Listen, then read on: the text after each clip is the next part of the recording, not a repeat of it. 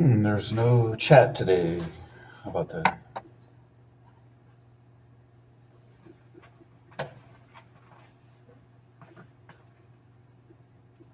Don't know why that is.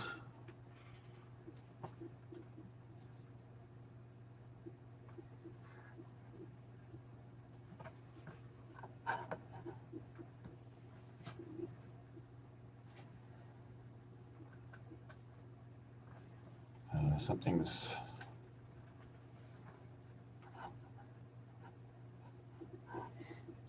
weird's going on.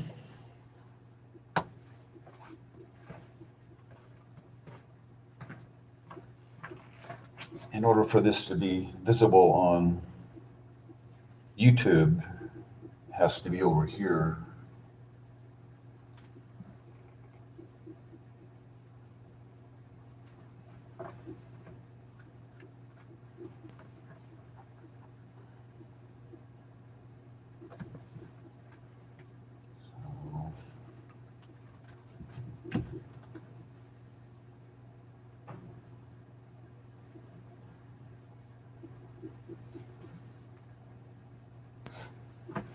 So split the difference, I guess. You can see that.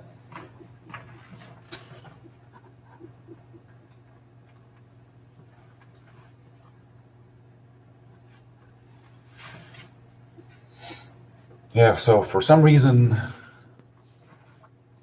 online, the YouTube Live, the chat box isn't open, so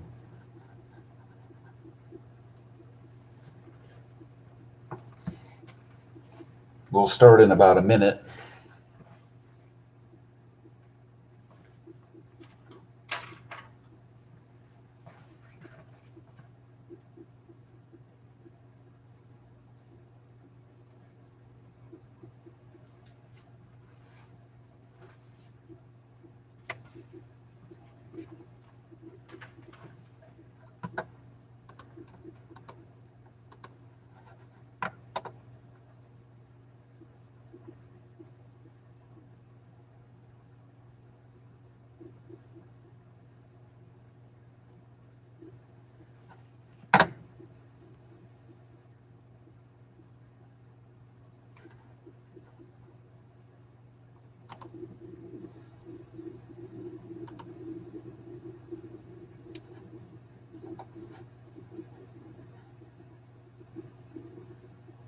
Yeah, it's 8 o'clock.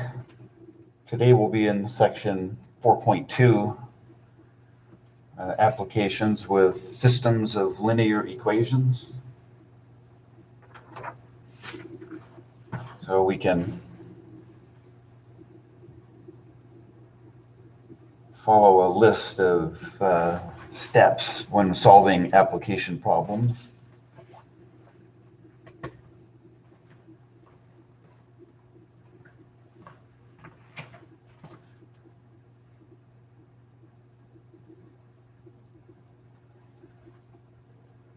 Okay, so solving application problems with systems of linear equations. Step one, read the problem and understand it. You might need to read the problem more than once so that you understand it. Identify what needs to be found, and then assign variables to quantities that need to be found. Then in step four, translate the given information into a system of equations. Then solve the system of equations, which is what we learned about yesterday and last Friday. Then you can check the answer, and then in a complete sentence, write the answer to the problem. So on this problem, let's solve this equation, or solve this word problem. So this one says Travis bought 3 notebooks and 4 pens for $20. And Tessa bought 2 notebooks and 5 pens for $18. So find the cost of each notebook and each pen. This problem seems to be pretty straightforward to understand. Travis bought some notebooks and pens, in particular 3 notebooks and 4 pens, and he paid $20. And then Tessa bought notebooks and pens. She bought 2 notebooks and 5 pens for $18. And from that information, we can find the cost of each notebook and each pen. So when identifying what needs to be found, that's stated in this last sentence here, we want to find the cost of each notebook and find the cost of each pen. In step 3 above, I'll slide this down a little bit. We want to assign variables to quantities that need to be found. So I can pick X to be the cost of a notebook. That's one option. Cost of each notebook in dollars.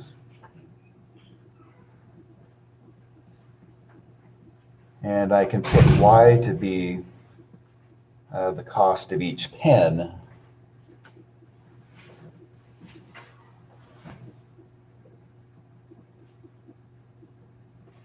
Okay, so for Travis, we can write down an equation based upon the number of notebooks and pens that he purchased and the amount of money that he paid for those notebooks and pens. Okay, so we're doing step 4. We're translating the given information into a system of equations. Okay, so Travis bought 3 notebooks, and the cost of each notebook is X dollars. So for the notebooks, Travis paid $3 times X dollars. And then we're going to add that to the amount of money that he paid for pens. So he bought 4 pens, and the cost of each pen is Y dollars. So he paid 4 times Y dollars for 4 pens.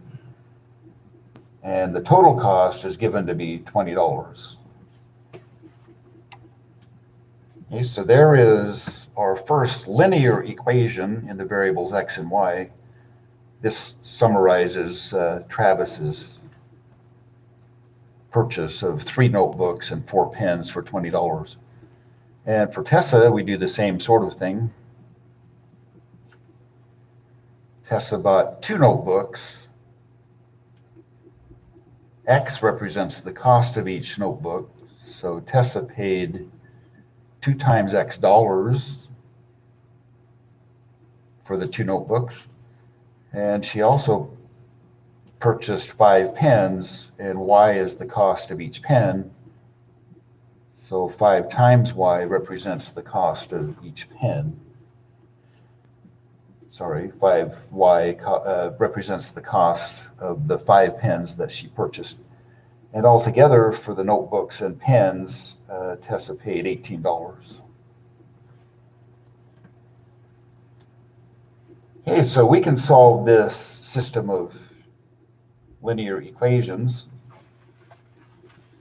We can use the substitution method or the addition method.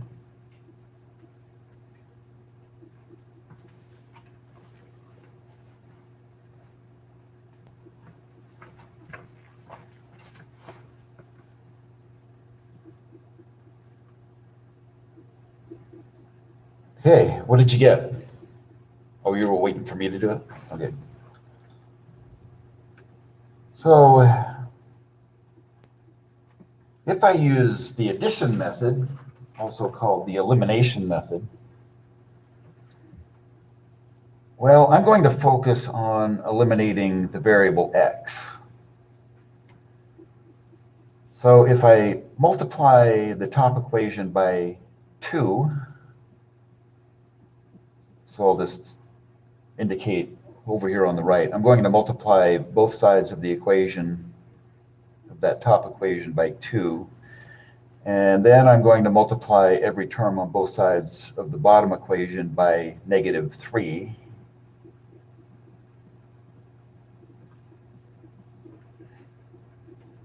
And then I get a system that's equivalent to the first one, but it will look different. So the top equation, multiply every term on both sides by 2. We get 6x plus 8y equals 40. Then multiply every term on both sides of the bottom equation by -3. -3 times 2x is -6x. And -3 times 5y is -15y. And -3 times 18 is -54. Okay, so now we can add these two equations, and the variable x will be eliminated because 6x plus -6x is 0. And then 8y plus -15y is -7y. And 40 plus -54 is -14. And then to solve for y, divide both sides of this by -7, and we get y equals 2. Okay, so what we have found is that the cost of each pen is $2. Okay, now we want to find x. So we can use any one of those equations, any one of those 4 equations, pick one of those 4 equations, replace y with 2, and then solve for x. Okay, so I'm going to pick the bottom equation, the 2x plus 5y equals 18, and I'm going to replace y with 2. So we get 2x plus 5 times 2 equals 18. And then we just solve this equation for x. 5 times 2 is 10. We're going to subtract 10 from both sides, and we get 2x equals 8 because 18 minus 10 is 8. Then divide both sides by 2. We get x equals 4. So that means the cost of each notebook is $4.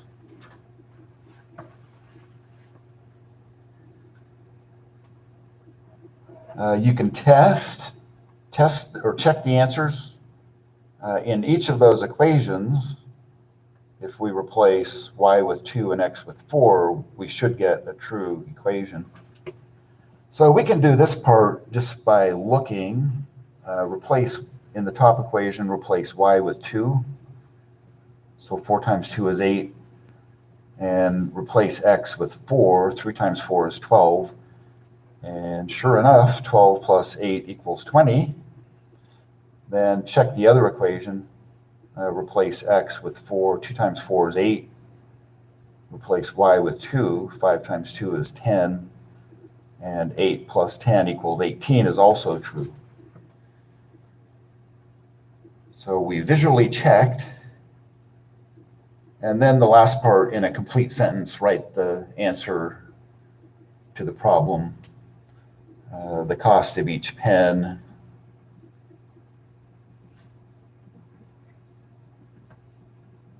Doesn't matter what order you put these in, but the cost of each pen is $2. And the cost of each notebook is $4.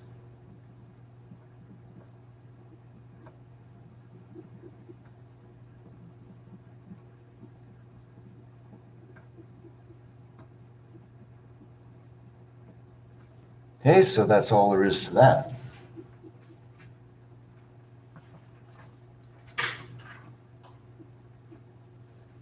Okay, we'll see some more challenging problems a little bit later, but let's go ahead and work on the next one.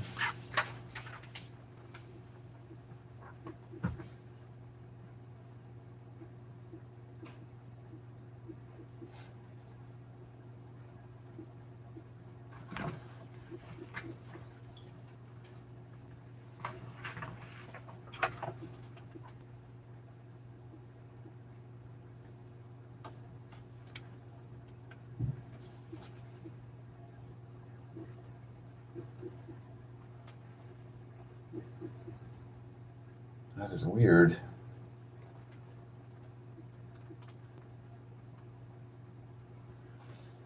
Okay, let's try this one. Two coolers combined contain 49 gallons of water, and there's a large cooler and a smaller cooler. The larger cooler contains 6 times as much water as the smaller cooler. Find the number of gallons of water in each cooler.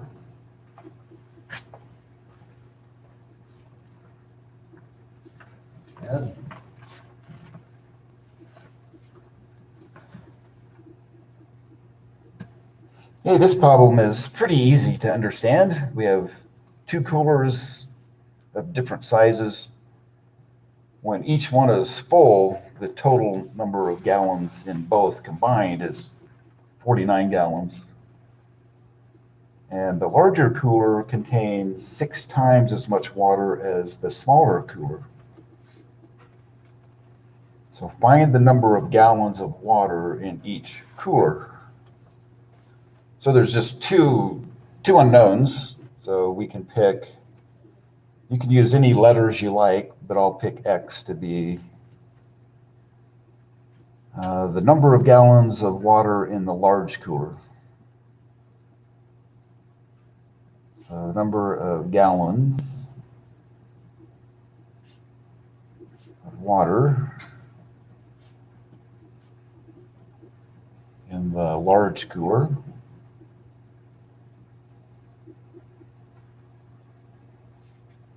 So, okay, I'll just put it down there.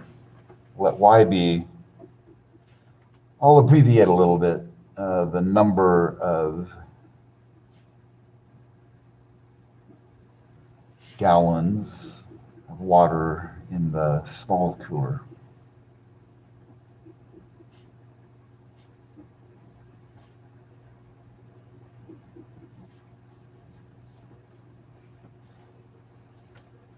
Okay, so there's our variable assignments for the two quantities.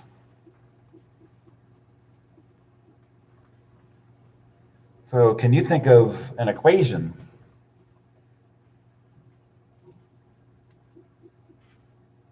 We want to translate the given information along with our variable assignments into equations. So we want two equations.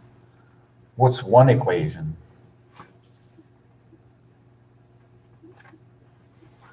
We can use the first sentence to help us with the first equation. The two coolers combined contain a total of 49 gallons. So if there are X gallons of water in a large container and Y gallons of water in the small container, and altogether there's 49 gallons, we can write X plus Y equals 49. Okay, does that make sense?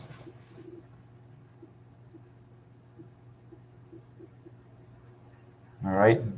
Then in the second sentence, we're told that the larger cooler contains 6 times as much water as the smaller cooler.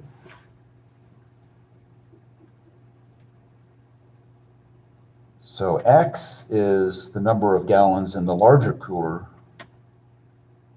and that amount X is 6 times as much as what Y is. So what's our equation this time? 6x plus y equals 49. X equals 6 times Y. Is that what you said? Yeah, so let's look at the second sentence a little bit more closely. So this is just telling us the larger cooler contains 6 times as much water as the smaller cooler. So if the small cooler is Y gallons, then the large cooler is 6 times that amount, or 6y. So X, which is the number of gallons in the large cooler, is equal to 6 times Y, which is the number of gallons in the small cooler. Does that make sense? Yeah, so these are our two equations. So this one's set up, we can just use the substitution since X equals 6Y, use substitution. I forgot how to spell substitution. So in the top equation, just replace X with 6Y, so we get 6y plus y equals 49. 6y plus y is 7y. 7y equals 49, and then divide both sides by 7, y equals 7. So the smaller cooler has 7 gallons of water in it. And then use substitution again, but this time in the equation x equals 6y. We're going to replace y with 7, so x equals 6 times 7, or 42. Okay, after you come up with your solutions for x and y, you can reread the problem and make sure that it makes sense. So based on our work, we're saying that the large cooler has 42 gallons of water. The small cooler has 7 gallons of water. When we combine those, 42 plus 7, we get 49 gallons. So that agrees with the information in the first sentence. And then we can also verify that 42 is 6 times 7. That's the information given in the second sentence. See how that works? Okay, so to summarize, so I know it's tedious, but go ahead and write it. This might be good training for a future job. Summarize the results. Okay, so the number of gallons of water in the large cooler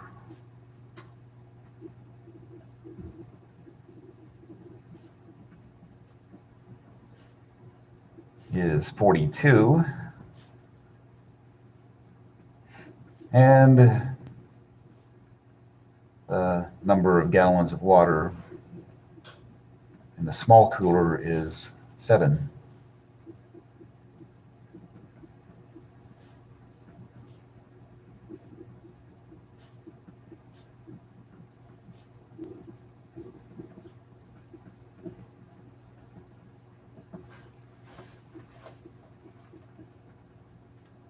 Okay, let's move on to the next problem. Number 3.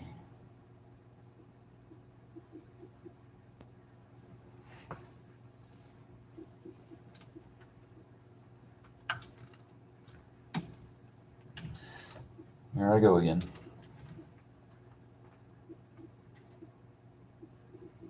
So can you see all the words? Pretty much.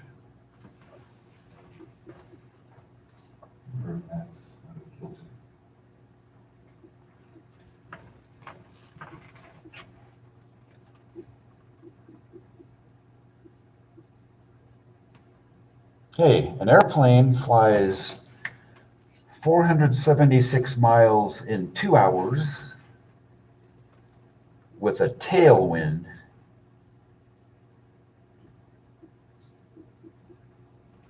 So that's like saying that it's flying with the wind. And it flies 348 miles in 2 hours into a headwind. And this says find the airplane speed and the wind speed. Okay, so we're going to make a couple of assumptions, which we know that isn't true in real life, but we're going to assume that the wind speed is always the same. Otherwise, well, we couldn't solve the problem if we did not make that assumption. But it's still a good exercise in learning how to set up equations, even though it's kind of bogus in reality. Okay, and to find the airplane speed, by that it is meant how fast would the airplane be going if there was no wind? And then the wind speed, the airplane is either flying with the wind, that means tailwind, or against the wind, which is into a headwind. So the equations that we're going to use are based upon a uniform motion equation. So I'll just write down uniform motion.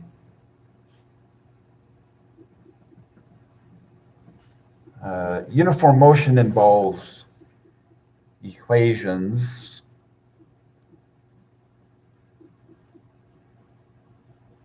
that relate to distance equals rate times time.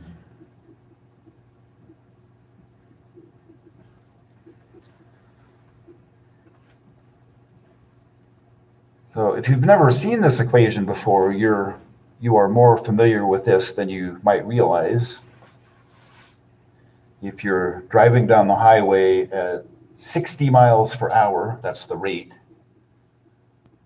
And if you drive for 2 hours, then what's the distance that you're going to travel? 120 miles, yeah. So rate times time equals distance. But this equation has two other equivalent forms. We could divide both sides by the time, and the rate would be distance divided by time. Or if you want to divide both sides of this by the rate, distance divided by rate equals time.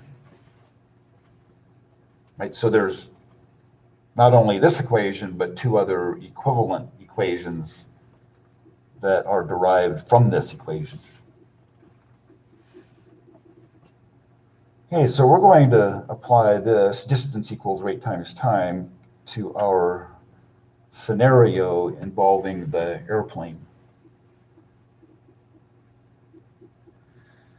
Okay, so that there's two scenarios here in this problem. The airplane is flying with the wind, with the tailwind in one case, and then it's flying against the wind in the other case.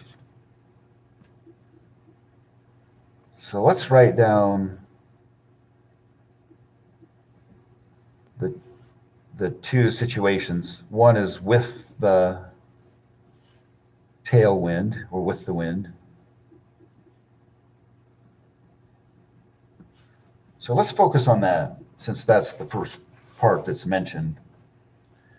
An airplane flies a distance of 476 miles in 2 hours with a tailwind.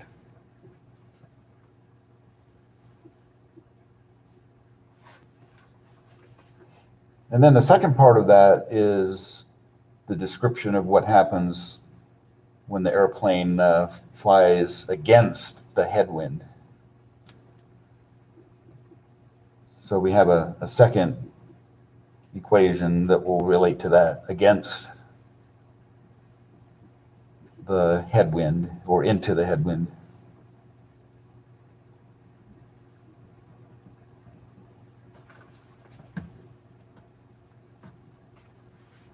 Well, we haven't assigned variables yet. What is it we're supposed to find? The airplane speed and the wind speed. So let's pick variables to represent the airplane speed and the wind speed. I'll deviate from the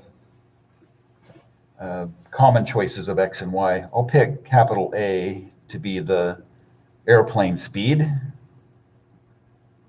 And by this we mean the speed that the airplane would fly if there was no wind, airplane speed.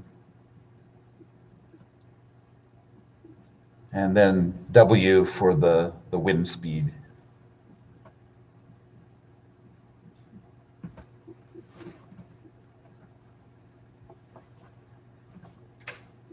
Okay, so if the airplane is flying with the tailwind, the distance the airplane flies is 476 miles. So let's use this pattern, distance equals rate times time.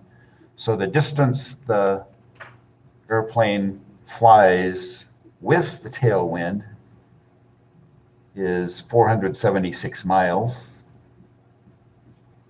That's the distance, 476. And we want to write down rate times time.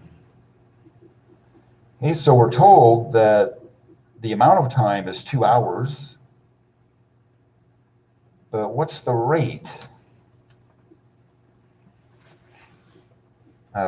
Rate is synonymous with speed in this case.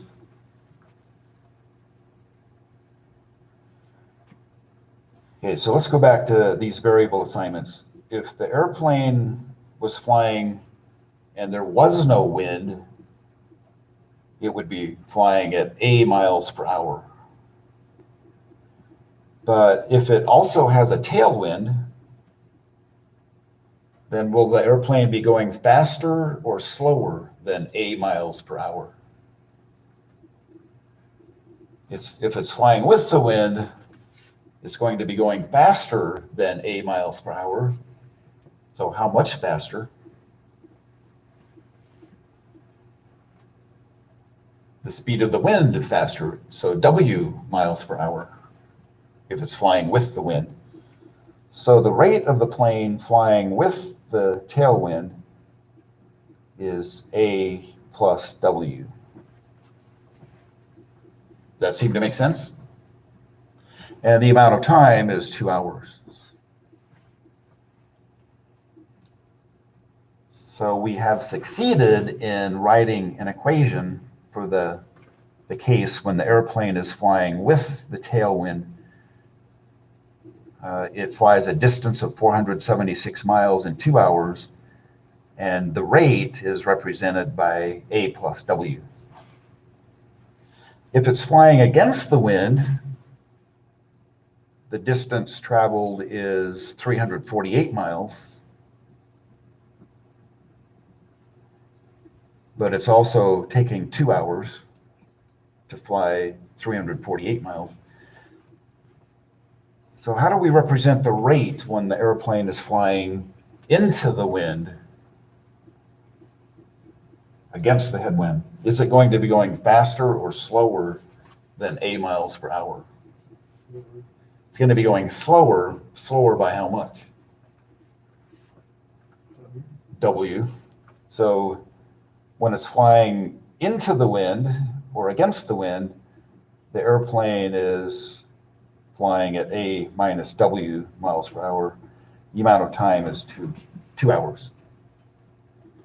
Okay, so there are the two equations that we need to answer the question.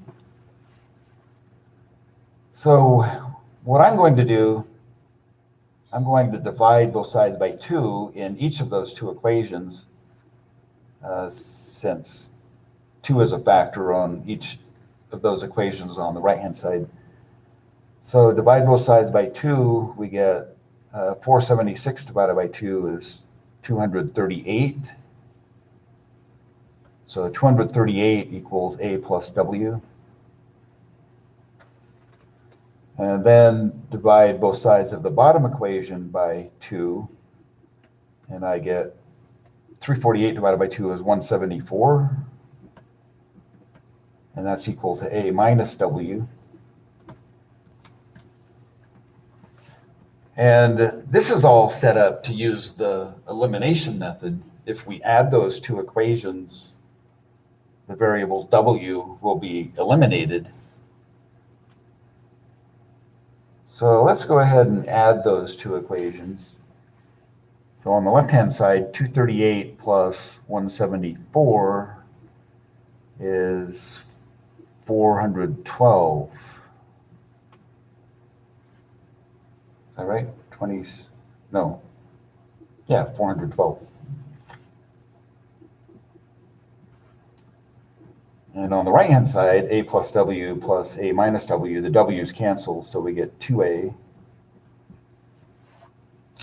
And then divide both sides by 2. We get 206 miles per hour is the wind speed. Sorry, the airplane speed if there was no wind. And then we can, to find the wind speed, we can use either of those two equations. So I'll pick the top equation. And so 238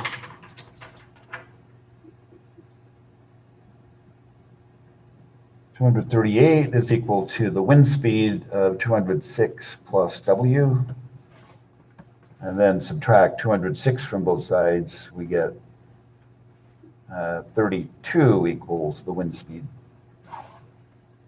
32 miles per hour.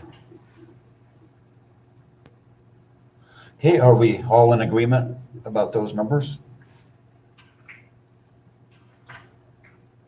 So we can just say the airplane speed when we're summarizing this.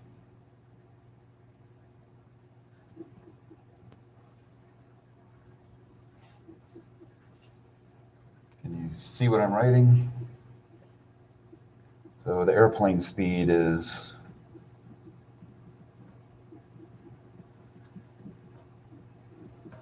206 miles per hour. And the wind speed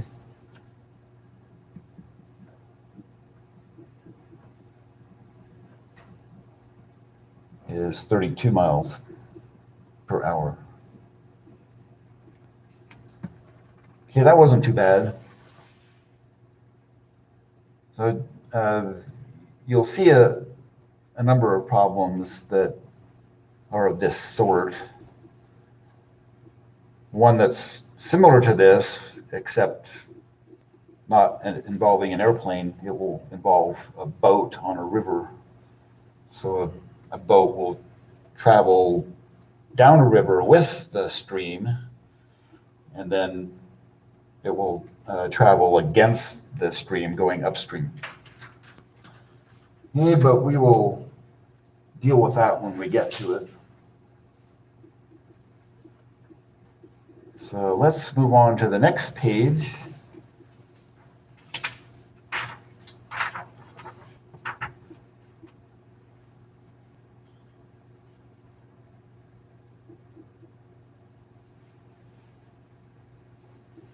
Okay, so this one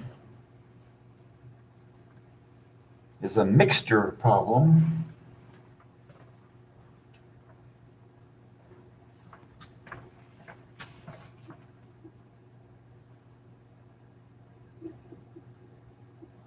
So this one says 18 liters of a solution that is 5% salt is needed.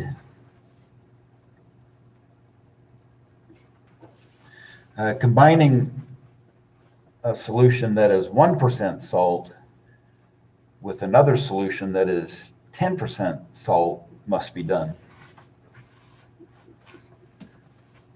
So let's talk about those first two sentences to see if it makes sense.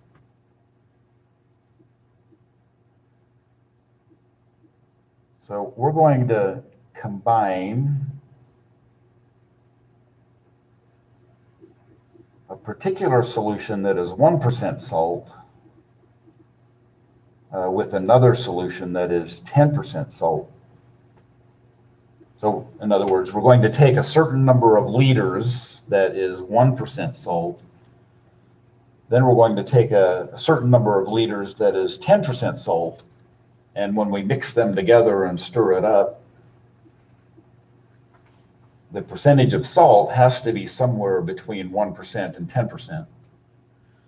In particular, we want the mixture to be 5% salt.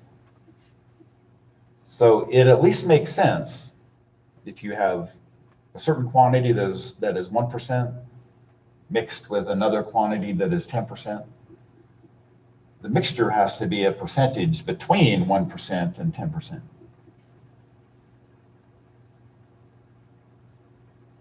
Okay, so we want to find the number of liters each of the 1% and 10% salt solutions that are needed to get the 18 liters of 5% salt solution.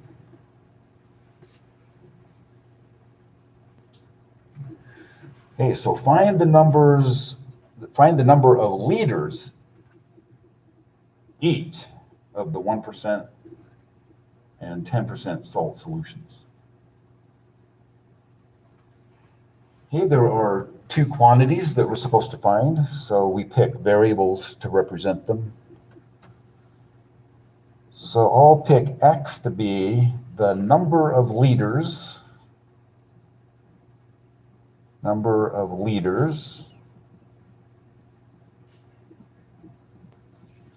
that is 1% salt.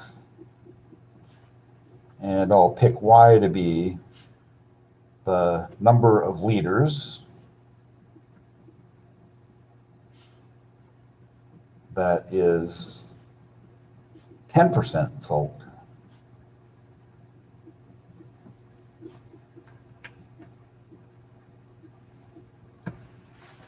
Okay, so now we can write down two equations, one at a time. Altogether, we need a total of 18 liters. The mixture has to be 18 liters altogether. And I'm going to get the mixture by combining X liters with Y liters. So our first equation, X plus Y equals 18, right? This first equation doesn't take into account the percentages of salt. It's just the number of liters of each. So X liters plus Y liters equals 18.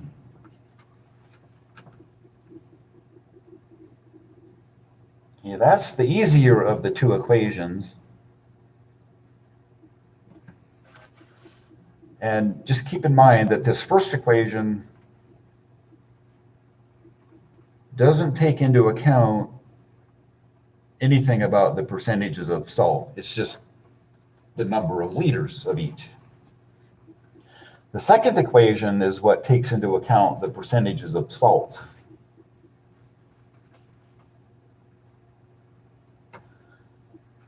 So every term in the second equation represents pure salt. If X liters is 1% salt, then how would you represent the amount of salt that are in those X liters?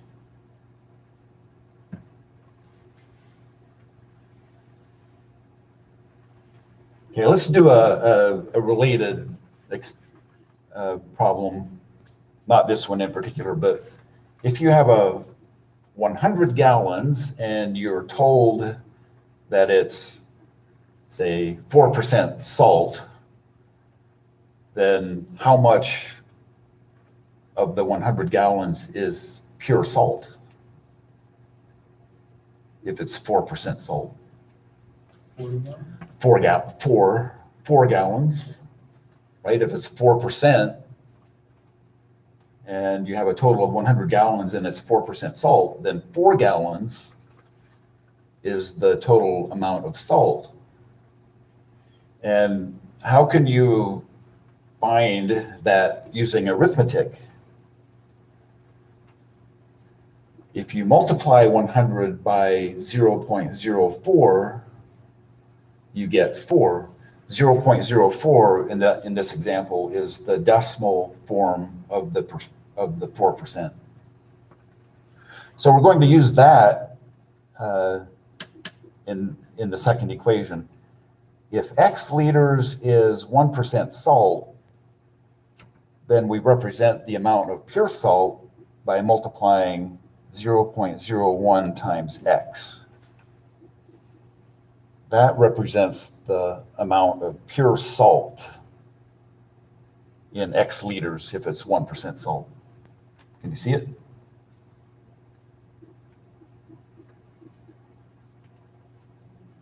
Is that better?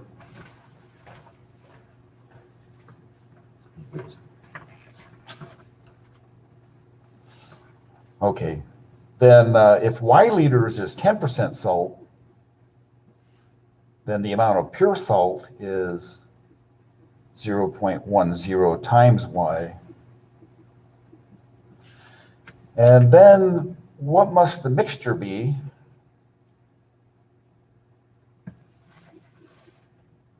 In the first sentence, we're told in the first sentence that 18 liters of a solution that is 5% salt is needed.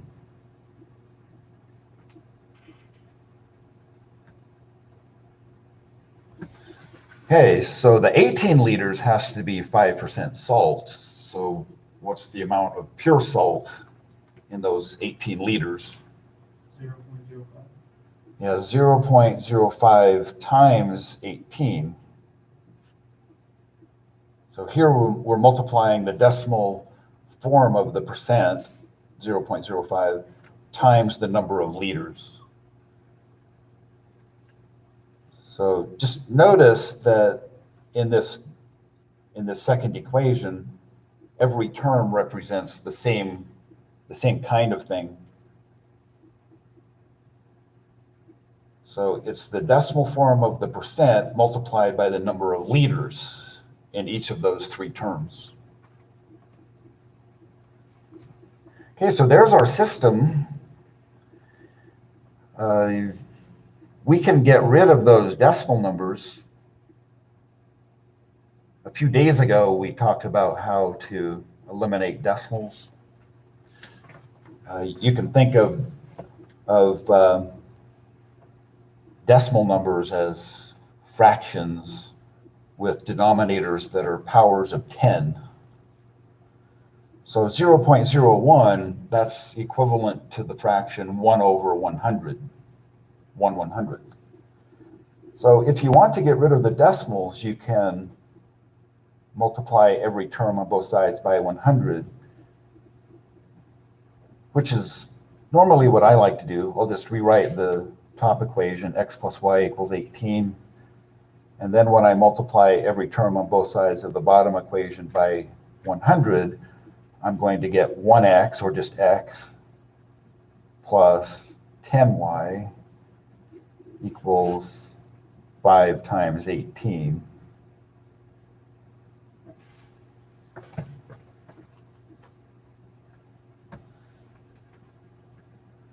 Okay, so we can easily solve this. 5 times 18 is just 90.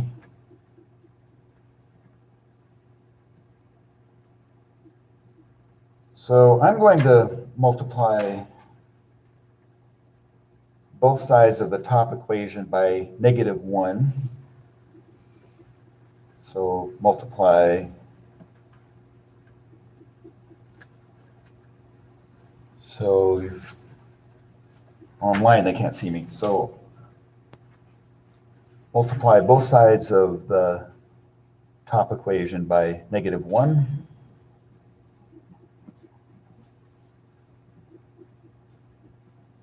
And I'll leave the bottom equation the way it is.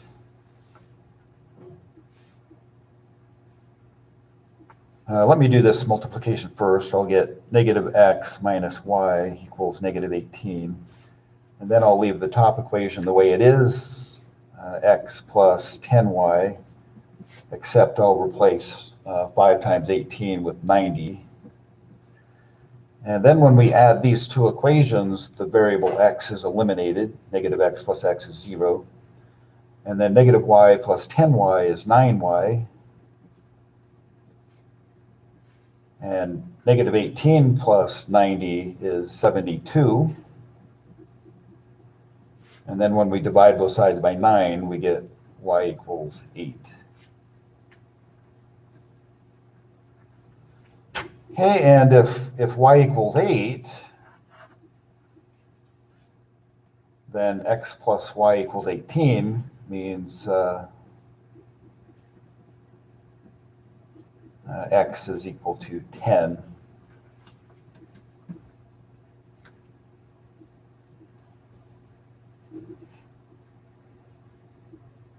Okay, so to summarize, I'll just write down. This will be the last thing we'll do today. X is 10. We're using X to represent 1% salt. So 10 liters of the 1% salt solution.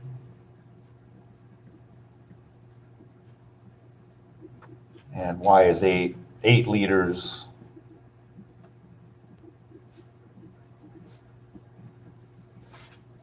of the 10% solution.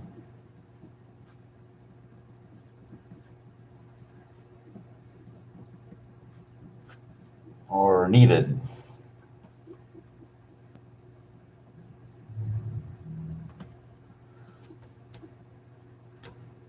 Okay, so tomorrow we'll be using the same notes that we're using today. So tomorrow we'll start with number 5 and then proceed after that. So that's all for today.